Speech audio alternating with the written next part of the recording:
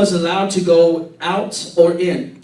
But the Lord God said to Joshua, I have given you Jericho, its king and all the strong warriors. You and your fighting men should march around the town once a day for 6 days. 7 priests will walk ahead of the ark, each carrying the ram's horn. On the 7th day you will march around the city 7 times, with the priests blowing the horns. When you hear the priest give you one long blast on the ram's horns, have all the people shout as loud as they can.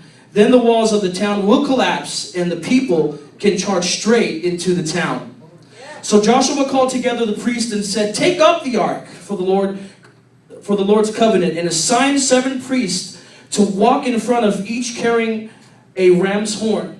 Then he gave orders to the people, march around the town and arm each man, and they will lead the way in front of the ark of the Lord. After Joshua spoke to the people, the 7 priests with the ram's horns started marching in the presence of the Lord, blowing the horns as they marched, and the ark of the Lord's covenant followed behind them.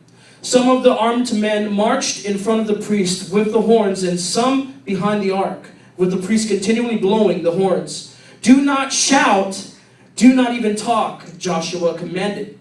Not a single word from any of you until I tell you to shout. Then shout.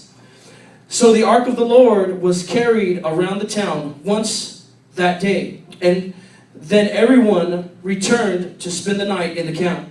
Joshua got up early the next morning, and the priests again carried the ark of the Lord. The 7 priests with the ram's horns marched in front of the ark of the Lord, blowing their horns. Again, the armed men marched both in front of the priest with the horns and behind of the ark.